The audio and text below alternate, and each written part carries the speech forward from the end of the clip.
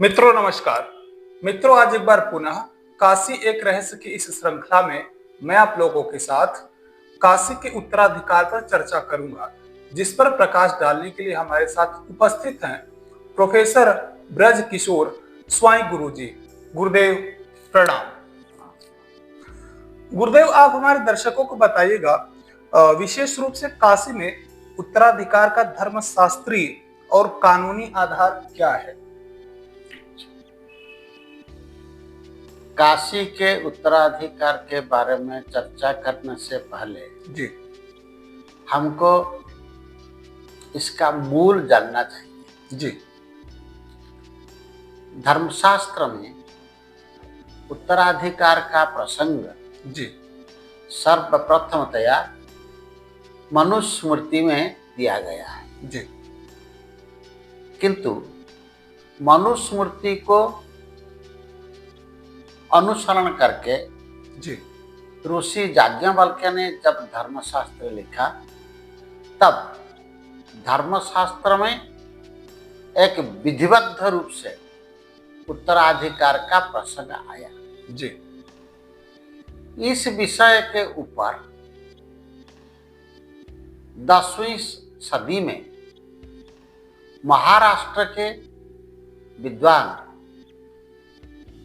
विज्ञानेश्वर जी एक टीका लिखी। इस टीका का नाम है मिताक्षरा। मिताक्षरा। मिताक्षरा टीका में दायभाग प्रकरण में एक लिखा है उत्तराधिकार का प्रसंग। जी इस टीका में प्रतिपादित किया है सामान्य रूप से पिता का संपत्ति के ऊपर जी निरपेक्ष रूप से जी पुत्र का सर्वाधिकार है। पुत्र, पौत्र, प्रपौत्र, जी इस क्रमानुसार जी चौथा स्थल में पत्नी आती है। पत्नी तक अगर कोई नहीं है तो कन्या का उत्तराधिकार आता है। जी कन्या दो प्रकार की होती है, एक विवाहित, एक अविवाहित। जी अविवाहित का उत्तराधिकार पहला है जी और विवाहित का उत्तराधिकार उसके अनंतर। जी विवाहित कन्या दो प्रकार होती है, एक है पुत्रवती, जी एक है निसंता। जी पुत्रवती का उत्तराधिकार पहले, पुत्रवती अगर नहीं है तो अंतिम कन्या उत्तराधिकारिणी होती है। कन्या तक अगर कोई नहीं है, वहां पहला उत्तराधिकार माता का, माता अगर नहीं हो तो पिता का, और पिता के अभाव से भ्राता का है। भ्राता दो प्रकार होते हैं, एक सोदर और एक भिन्नोदर।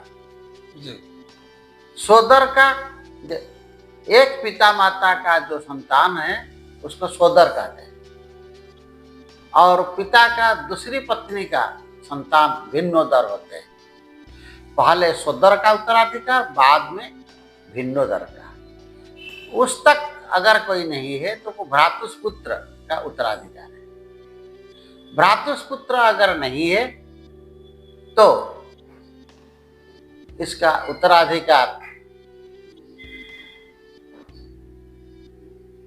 उसके पितामही जो उत्तराधिकारिणी होती है, जी उस तक अगर कोई नहीं है, यहाँ बंधुओं का उत्तराधिकार है।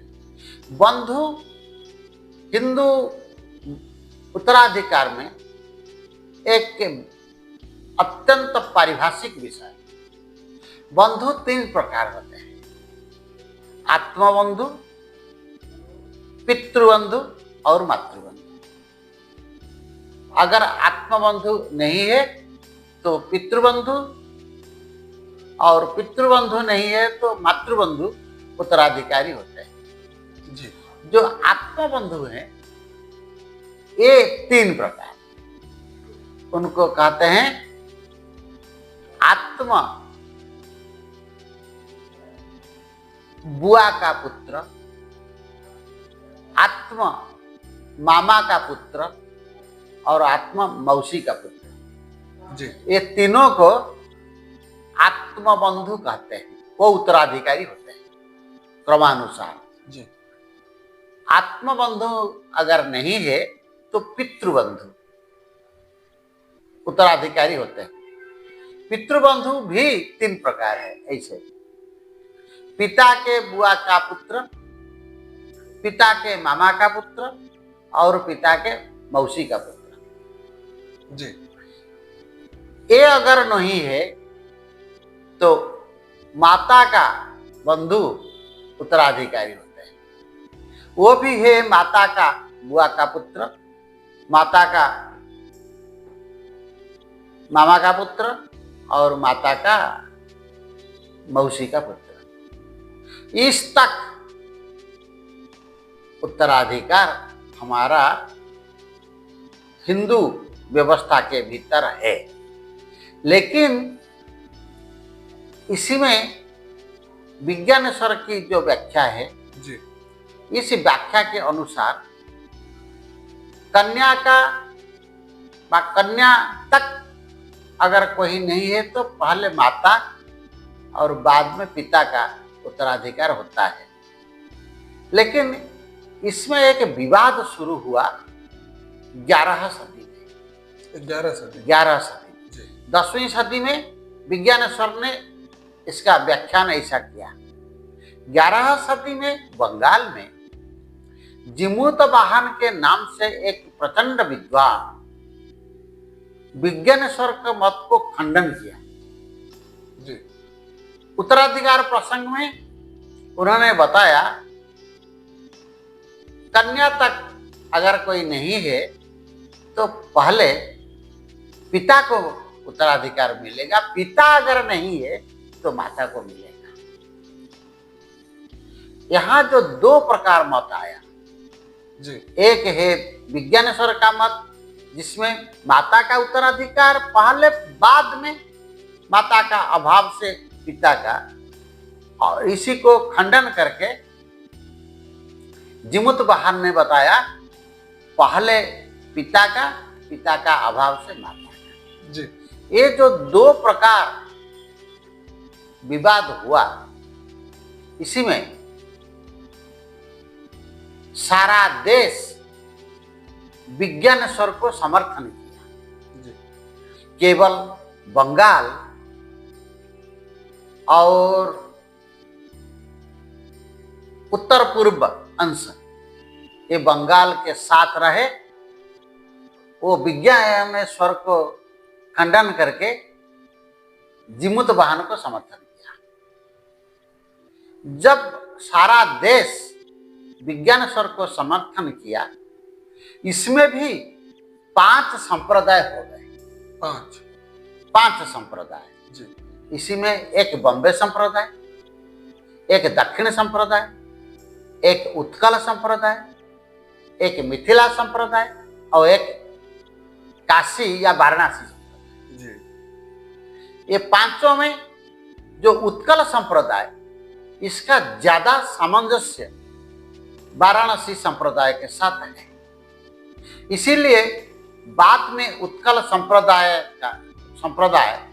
वाराणसी संप्रदाय के साथ संयुक्त हो गए। इस प्रकार 4 संप्रदाय हुए। इसी में जो काशी संप्रदाय, जी इसी को वाराणसी संप्रदाय कहते हैं, ये संप्रदाय विज्ञानेश्वर का एक जो मत था और जिमुत वाहन का जो मत था, जिमुत वाहन का मत को खंडन करके फिर विज्ञानेश्वर का मत को समर्थन किया। सारा देश में ये एक नया विचार पद्धति शुरू हुई और जो 4 संप्रदाय थे जी वो सब विज्ञानेश्वर को समर्थन कर गए, लेकिन जिमुत वाहन के ऊपर उनका कोई मंतव्य नहीं।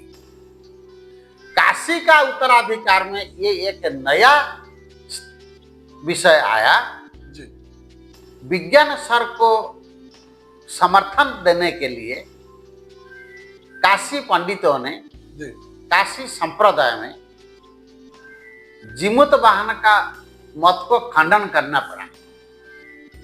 इसीलिए जिमुत वाहन का मत को खंडन करके विज्ञानेश्वर का मत को समर्थन किया। इसीलिए काशी के राजा 17वीं सदी में 17th सेंचुरी जी राजा थे वीर मित्रोदय सिंह वर्मा।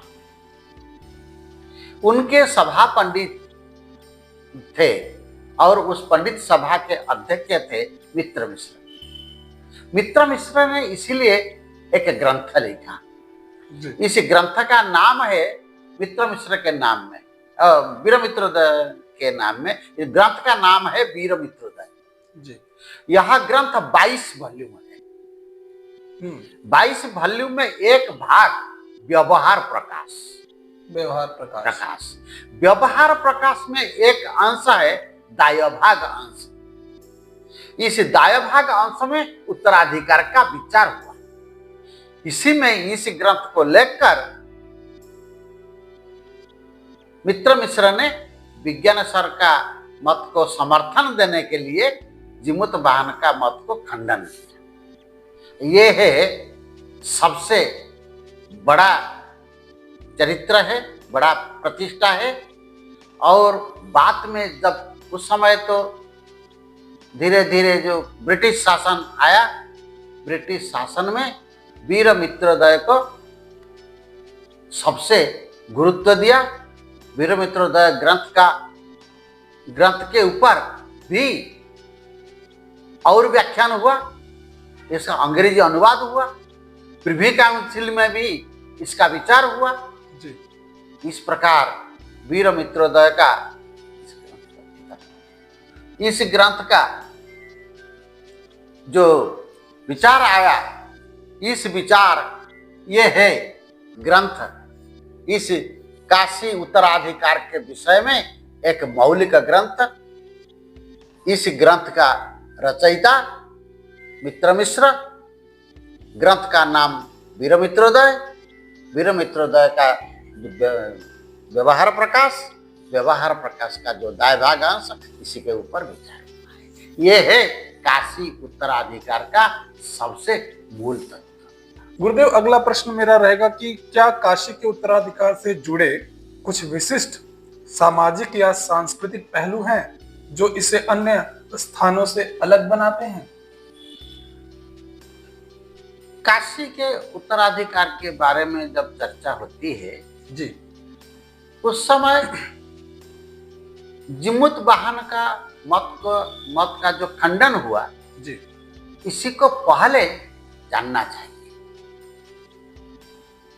इसी में आया एक पदार्थ के ऊपर अगर हमारा कोई अधिकार रहेगा, जी, यहाँ दो तत्व हमको विचार करना पड़ेगा। उत्तराधिकारी के बारे में इसका क्रमशः प्रभाव पड़ा। जी, एक पदार्थ को ऊपर हमारा जिस समय कोई संबंध आता है, इस संबंध को व्यक्त करने के लिए 7 उपाय भारतीय उत्तराधिकार में संयोजित किया। जी, जो 7 है मनुस्मृति में इसका विवरण है।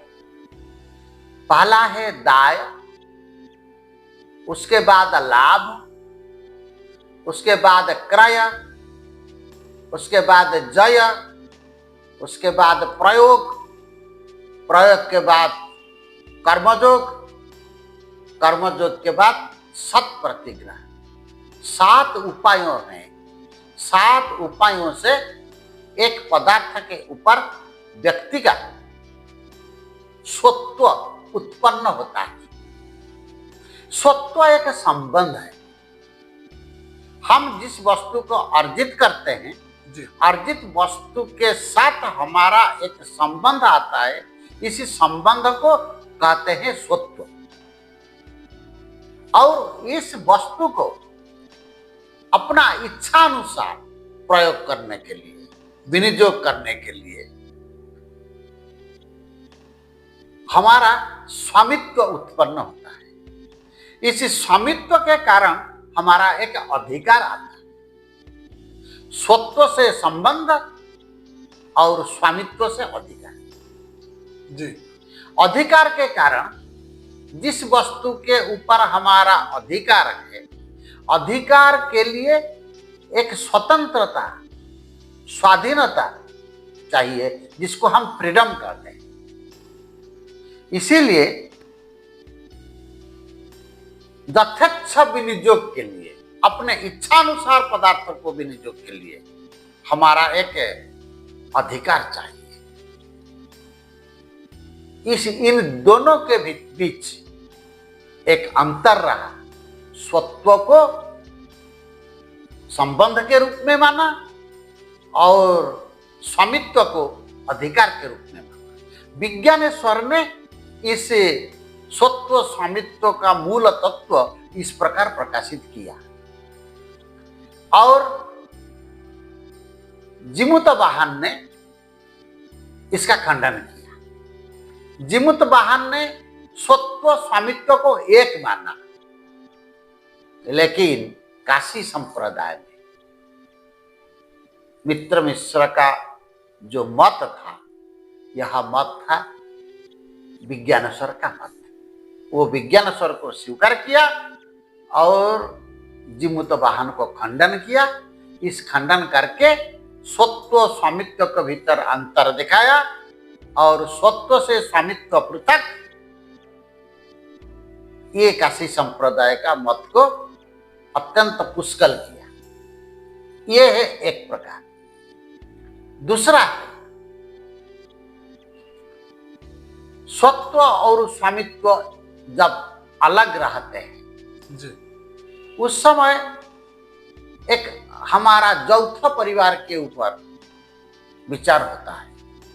यौथ परिवार में मान लीजिए कोई पिता का 4 संतान है जी।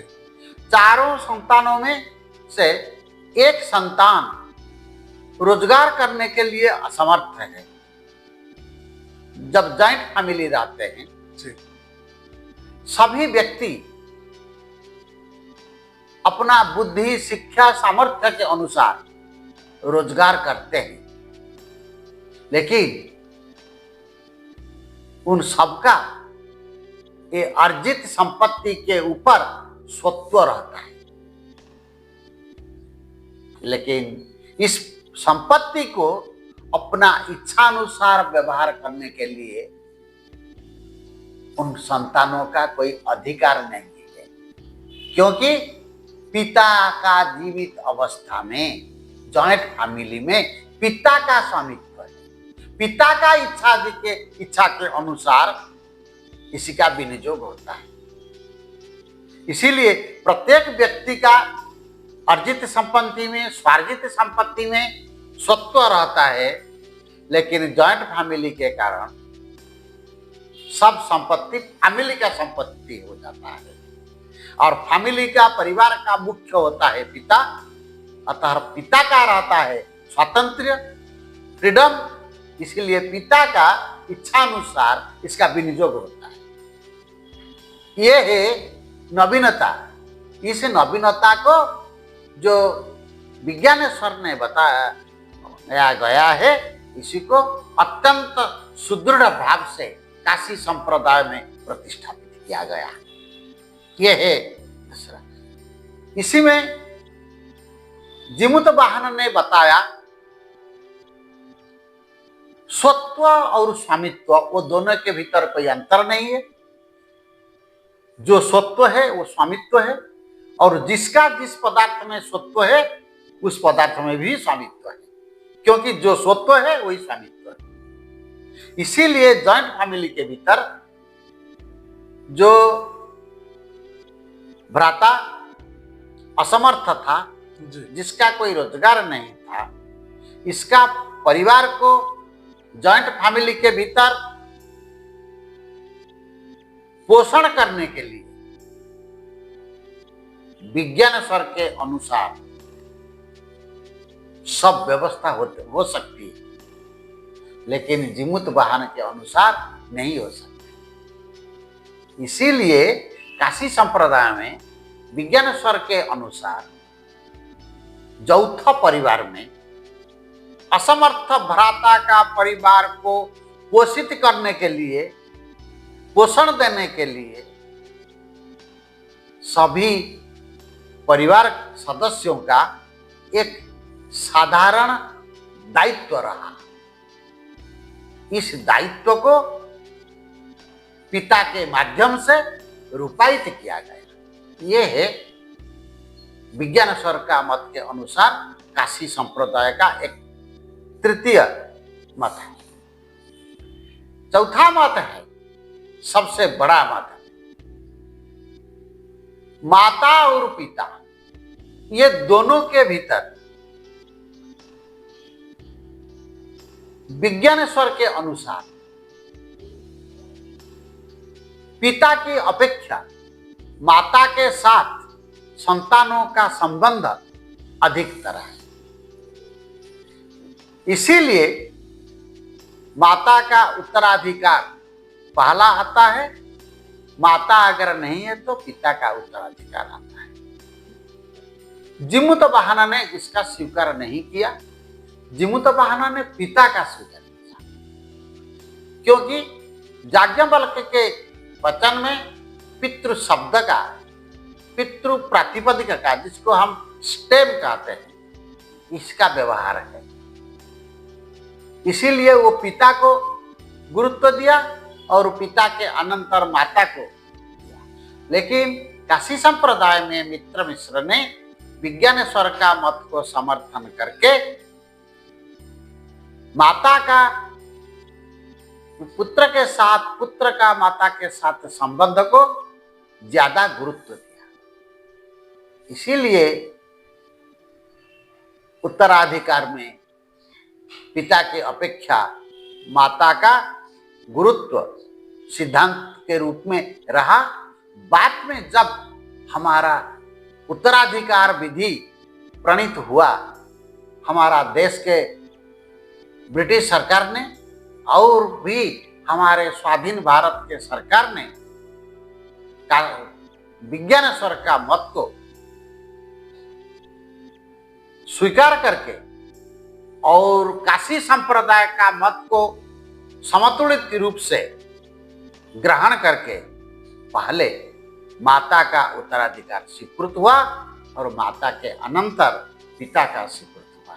यह है काशी संप्रदाय का उत्तराधिकार विषय में एक विशेष अवधारणा। गुरुदेव, मेरा अगला प्रश्न रहेगा आपसे कि काशी में मंदिरों और मठों की संपत्ति के उत्तराधिकार का क्या स्वरूप है? देखिए, ऋषि याज्ञवल्क्य ने जी उत्तराधिकार प्रसंग में कहा है, प्रत्येक व्यक्ति का जी दो वंश है। उत्तराधिकार को चरितार्थ करने के लिए दो वंश की आवश्यकता है। एक है जन्म वंश, दूसरा है विद्या वंश। जी जन्म वंश का उत्तराधिकार पुत्र से शुरू हुआ है और समाप्त होता है मातृबंधु में। मातृबंधु तक अगर कोई नहीं है तो संपत्ति विद्या वंश को जाती है। ये जो विद्या वंश है, इसमें पहला शिष्य, शिष्य के अनंतर आचार्य, आचार्य के अनंतर सब ब्रह्मचारी, जी सब ब्रह्मचारी के अभाव से सतीर्थ, जी और इन सभी के अभाव से राष्ट्र, ये उत्तराधिकारी होता है। जी जो शिष्य से लेकर सतीर्थ तक जो उत्तराधिकार है, जी ये सब मठ मंदिरों का उत्तराधिकार है। हमारे व्यवस्था में जो वंशागत, जन्म वंशागत था संपत्ति का उत्तराधिकार, जी वो अलग हो गया, और मठ मंदिरों का उत्तराधिकार अलग हो गया। मठ और मंदिरों का उत्तराधिकार अलग होने से मठ का जो मूल संपत्ति है,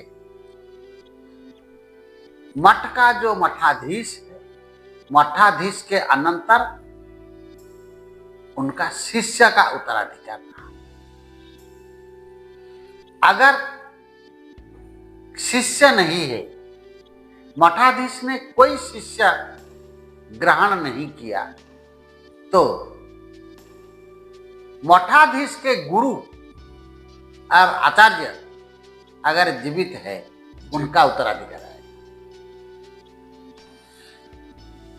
गुरु अगर नहीं है, मठाधीश के जो सब ब्रह्मचारी, दूसरा ब्रह्मचारी अपने गुरु का, उसका उत्तराधिकार आता है। वह अगर नहीं है तो सतीर्थ अर्थात उसका शिष्य का पूर्ववर्ती और परवर्ती जो शिष्य है, उनका आता है। एक गुरु से अलग अलग समय से, अलग अलग रूप से दीक्षा लेकर जो शिष्य होते हैं, उनको सतीर्थ कहते हैं।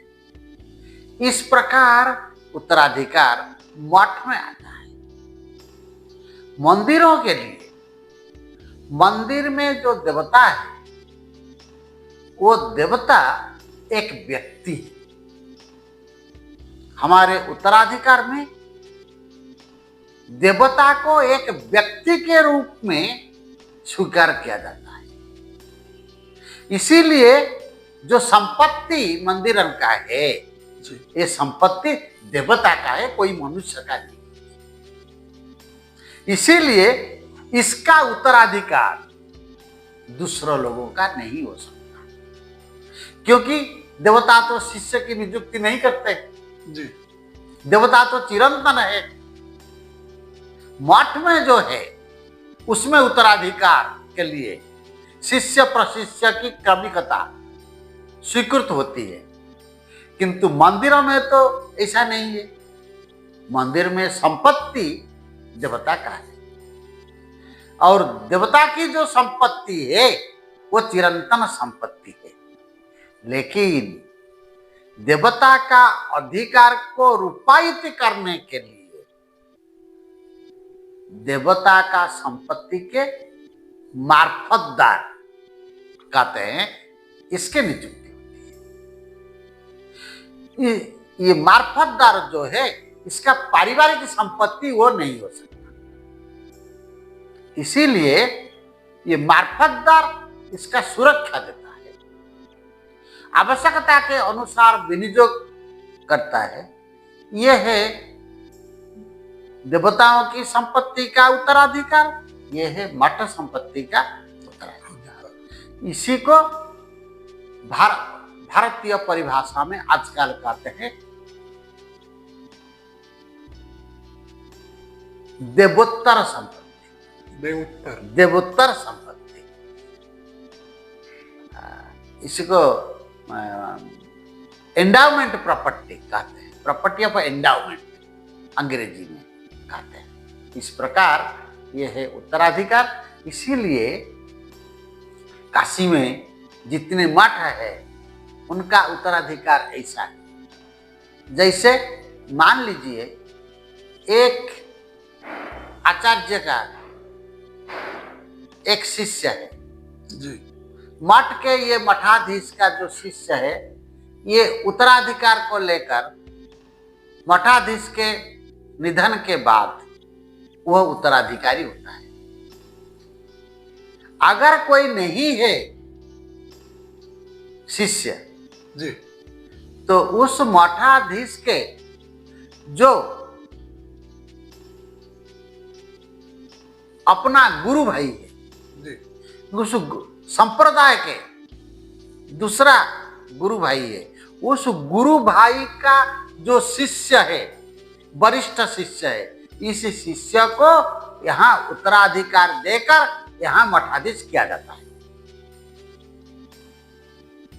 ये है उत्तराधिकार का एक विशेष व्यवस्था है। देखिए शंकराचार्य के परंपरा में जी जब कोई शंकराचार्य का शिष्य नहीं है, दूसरा पीठ के दूसरा जो वरिष्ठ शंकराचार्य है, वरिष्ठ शंकराचार्य का जो वरिष्ठ शिष्य है, वह अब यहाँ जिस पूर्व शंकराचार्य के स्थान पर वो शंकराचार्य होते हैं और उत्तराधिकार को साब्यस्त करते हैं। इस प्रकार हमारा देश में मठ और मंदिर का उत्तराधिकार की व्यवस्था है और काशी में ये सभी का विशेष रूप से ऐसी व्यवस्था है। गुरुदेव, अगला प्रश्न मेरा रहेगा कि काशी में पारंपरिक उत्तराधिकार व्यवस्था कैसी रही है और क्या समय के साथ इसमें परिवर्तन आया है? ना, ये तो सब मैंने जो बताया जी ये हमारा शास्त्र के अनुसार, धर्मशास्त्र के अनुसार ऐसा है जी और इसी का कोई परिवर्तन सरकार ने नहीं किया। सरकार ने ऐसा किया, इस व्यवस्था की सुरक्षा कैसे होगी, जी इस व्यवस्था की सुरक्षा के लिए सरकार ने एक एंडाउमेंट कमीशन बनाया, जी देवोत्तर आयोग। देवोत्तर आयोग इसको देखभाल करते हैं और जिस स्थान पर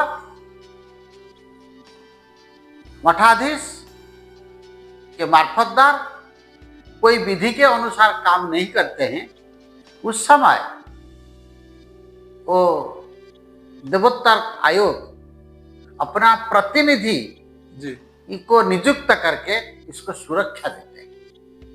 लेकिन वो मठाधीश का काम नहीं कर सकते। इसको देखभाल करने के लिए, सुरक्षा देने के लिए उसका अधिकार आता है, वो ऐसा करते हैं। इसीलिए इसका परिवर्तन भी वो नहीं कर सकते। जी अगर इसमें कोई परिवर्तन जरूरत होगा तो सरकार कर सकते है, लेकिन शास्त्र व्यवस्था जब तक है इसमें परिवर्तन की कोई आवश्यकता नहीं होती है। यह है व्यवस्था। हो गया?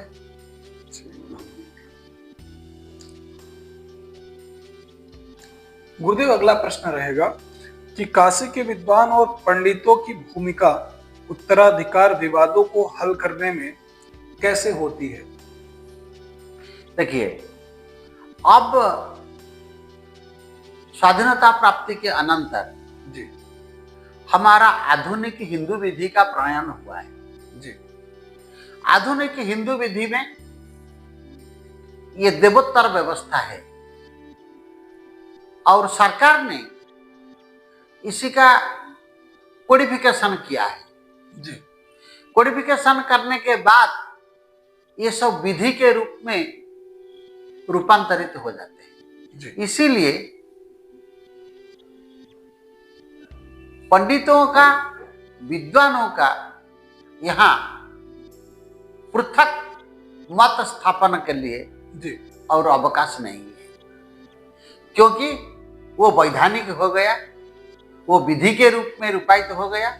इसी के ऊपर अगर कोई संदेह होगा, कोई संशय होगा तो लॉ कोर्ट में, जी विचारालय में इसका विचार होगा। ये है सांप्रतिक काल में व्यवस्था। लेकिन उत्तराधिकार में जो सामाजिक पक्ष है, इस सामाजिक पक्ष के लिए हमको विद्वानों का विचार लेना पड़ेगा, किंतु ऐसा कुछ पक्ष आज तक हमारा नहीं है। इसीलिए अब सब सरकारी विधि के अनुसार चलता है। गुरुदेव, डिजिटल युग में उत्तराधिकार संबंधी परंपराओं पर क्या प्रभाव पड़ा है, आप हमारे दर्शकों को बताने की कृपा करें। डिजिटाइजेशन में जी हमारा कोई नया प्रभाव नहीं है जी क्योंकि इसीलिए हमारी कोई समस्या नहीं है जी क्योंकि हमारा देवोत्तर उत्तराधिकार में जी विषय अत्यंत स्पष्ट है। जी इसीलिए इसमें कोई विशेष प्रभाव किसी का ऐसा नहीं है जी और इस मत को परिवर्तित करने के लिए, वर्धित करने के लिए, निलंबित करने के लिए जो विषय आएगा, ये विषय सब हमारे शास्त्र के अनुसार ही निश्चित होता है और इसीलिए डिजिटाइजेशन में हमारी कोई समस्या नहीं है। ये है हमारे विषय। गुरुदेव, क्या काशी के उत्तराधिकार संबंधी नियमों को अधिक स्पष्ट करने या सुधारने की आवश्यकता है? देखिए, सबसे बड़ा है काशी का उत्तराधिकार को जानने के लिए जी हमारा सामान्य जनताओं के पास विधिवत नियत शिक्षा व्यवस्था नहीं है जी और मठ मंदिरों में जो संपृक्त होते हैं उनके पास शास्त्र का अध्ययन के लिए जैसे व्यवस्था है, उत्तराधिकार के लिए उसका अध्ययन की व्यवस्था नहीं है। ऐसा होनी चाहिए। जी प्रत्येक व्यक्ति जैसे सामान्य रूप से उत्तराधिकार के बारे में अवहित होते हैं, जी ऐसे मठ मंदिरों का उत्तराधिकार के बारे में मठ मंदिरों के साथ संबंध जिनका है जी उनको जानना चाहिए और इसी को केवल विधि के अनुसार जानना यथेष्ट नहीं होता है। शास्त्र के अनुसार कैसे है, इसीलिए इसका अध्ययन होना चाहिए। जैसे ऋषि याज्ञवल्क्य ने बताया, ऋषि पराशर ने बताया, नारद ने बताया, इनके लिए कितने धर्मशास्त्र हैं। सभी धर्मशास्त्र में उत्तराधिकार के ऊपर एक सामाजिक व्याख्यान होना चाहिए। इस व्याख्यान को विशेषतः मठ मंदिरों के जो प्रभु है, स्वामी हैं, जिनकी मालिकाना है, उनका ज्ञान रहना चाहिए। ऐसे होने से कोई विवाद नहीं होता। ये इसी का अधिकार होना चाहिए। मैं सोचता जी वीरमित्रोदय का जो दायभाग अंश जी इसी का अनुवाद करके एक सामान्य पाठ्य के रूप में रखना चाहिए। ऐसा होने से काशी का उत्तराधिकार के बारे में एक सर्वसामान्य परिचिति हो सके। गुरुदेव, युवा पीढ़ी इस परंपरा को कैसे देखती है और इसमें उनकी क्या भूमिका हो सकती है? युवा पीढ़ियों के लिए जी हमारे देश के प्रत्येक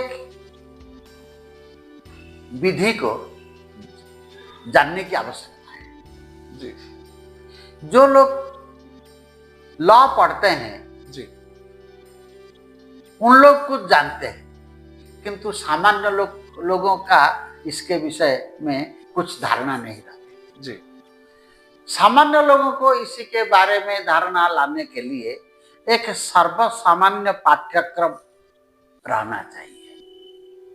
जो विषय हमारा नहीं है। जी मान लीजिए हम हिंदू हैं, लेकिन हमारा हिंदू का धर्म के बारे में जानने के लिए हमारा पास पाठ्य विषय कुछ नहीं।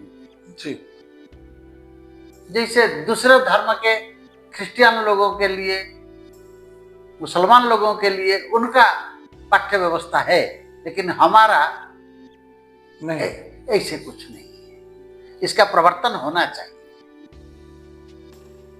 ऐसे होने से हम गीता पाठ करते हैं, लेकिन गीता पाठ हमको व्यक्तिगत जीवन को नियंत्रित करने के लिए सिखाता है, लेकिन एक सामाजिक समस्या को समाधान करने के लिए जहां विधि की आवश्यकता है, ऐसा गीता नहीं कर सकती। इसीलिए हमको एक विधि के रूप में सिलेबस बनाकर, पाठ्यक्रम बनाकर हम सबको पढ़ना चाहिए।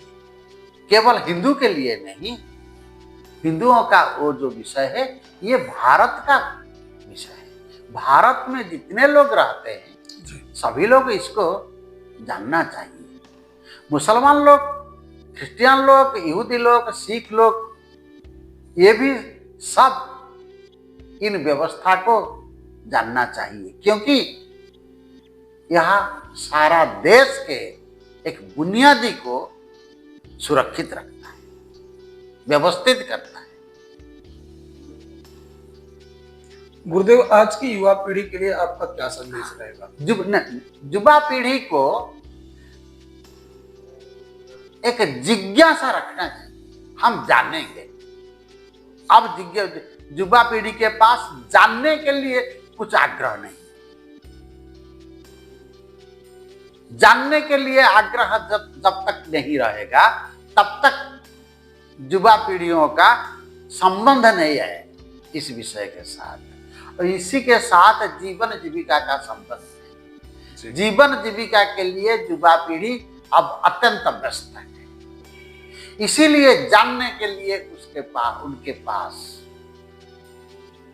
इतना मानसिकता नहीं। इन मानसिकता को लाने के लिए हमको उनका जीविका के साथ इस विद्या का, इस संपर्क का, इस संस्कृति का, सभ्यता का संयोग होना चाहिए। गुरुदेव, काशी में आपका अनुभव कैसा रहा? आप हमारे दर्शकों को बताएं। काशी में एक जनमानसिकता है।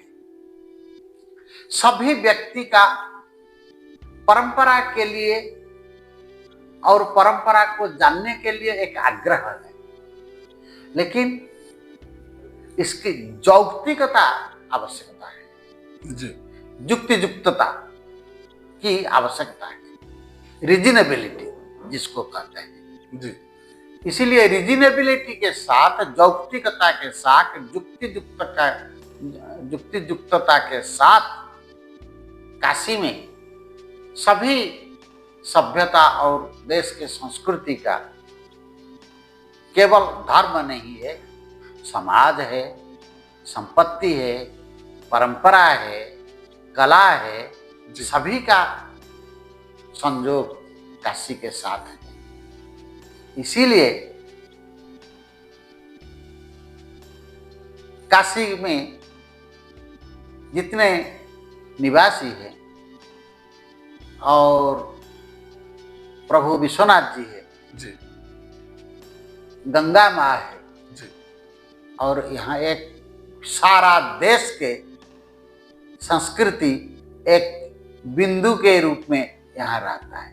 इन सभी को इकट्ठा करके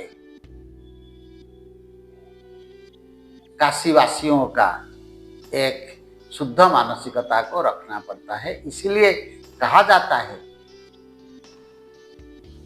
काशीवास, गंगा प्रास, प्रभु विश्वेश, जी ये तीन जिसके जीवन में हैं, धन्यो मनुष्य। ये है हमारे काशी के एक सांस्कृतिक नारा। काशी वास, काशी में वास करना है। गंगा प्रास, गंगा को पान करना है। प्रभुर विश्वेश, रोज भगवान विश्वनाथ का दर्शन करना है। ये 3 जिसका जीवन में है वो धन्य मनुष्य, वो मनुष्य धन्य है। इसीलिए काशीवासी को धन्य मनुष्य कहा जाता है।